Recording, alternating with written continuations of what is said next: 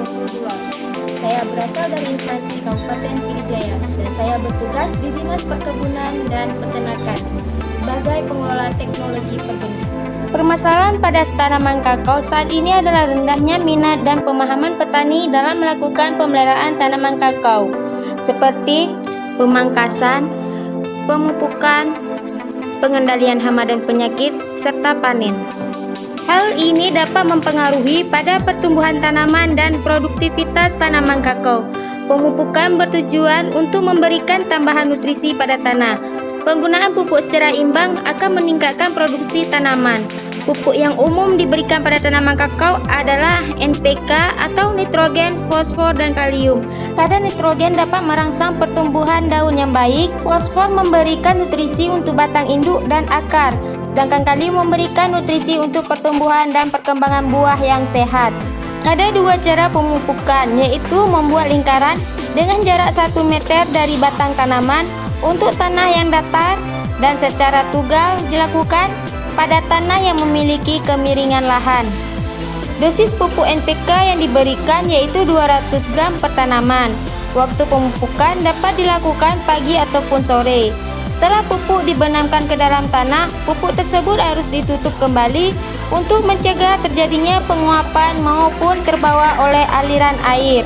Waktu pemupukan baik dilakukan di awal ataupun menjelang akhir musim hujan. Pemupukan sangat tergantung pada ketersediaan air.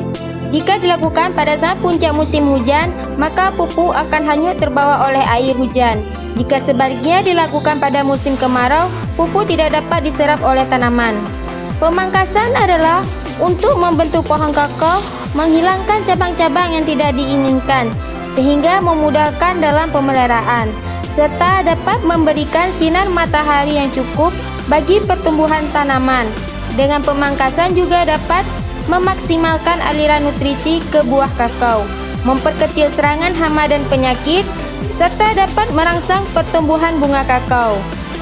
Tanaman kakao membutuhkan pohon pelindung, kelembaban yang cukup, dan pupuk untuk tambahan nutrisi pada tanah, sehingga tanaman kakao dapat berproduktif dengan baik. Kebun yang terbuka tidak menutup kemungkinan untuk tumbuhnya rumput liar. Maka di saat tumbuhnya rumput liar, perlu dilakukan pemangkasan dan dibasmi untuk tidak terjadinya perebutan unsur hara dari tanaman kakao. Pengendalian hama dan penyakit dapat dilakukan dengan cara menyemprotkan fungisida ataupun dengan cara melakukan sanitasi kebun. Sanitasi atau pembersihan kebun tanaman kakao secara teratur adalah salah satu cara yang baik untuk mengurangi serangan hama dan penyakit dan menjamin produktivitas pohon untuk menghasilkan biji kakao yang berkualitas. Dengan melakukan pembersihan kebun akan membantu mengurangi siklus hidup hama PBK. Dan semut pada buah kakao ini merupakan musuh alami dari hama PBK. Buah kakao yang sudah berwarna hitam dapat dipetik dan dibuang. Ini bertujuan untuk mencegahnya terjadi serangan hama dan penyakit. Pada saat melakukan panen, potonglah buah kakao dengan menggunakan gunting pangkas atau parang untuk mencegah terjadinya kerusakan pada bantalan buah yang dapat merangsang kembali pertumbuhan bunga kakao. Pohon yang rusak akibat dari cara panen yang salah juga rentan terhadap serangan hama dan penyakit. Sekian video tentang penjelasan pemeliharaan tanaman kakao. Semoga bermanfaat dan dapat diterapkan pada kegiatan sehari-hari. Assalamualaikum warahmatullahi wabarakatuh. Setelah saya menyimak video penyuluhan tanaman kakao tentang pemeliharaan tanaman kakao oleh Saudara Maulida Dikra, CPNS pada Kantor Dinas Perkebunan dan Peternakan Kabupaten Pidijaya, saya menilai bahwa materi ini sangat menarik dan sesuai dengan petunjuk teknis. Saya berharap materi ini dapat dipublikasikan untuk petani kakao agar dapat diterapkan dalam pemeliharaan tanaman kakao, khususnya di Kabupaten Pidijaya dan masyarakat umum. Semoga menginspirasi. Terima kasih. Assalamualaikum warahmatullahi wabarakatuh.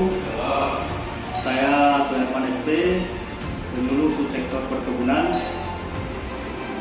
Semoga video yang telah ditampilkan oleh Saudari Maulida Dikra mengenai pemeliharaan tanaman kakao ini dapat memberikan ajas manfaat bagi petani.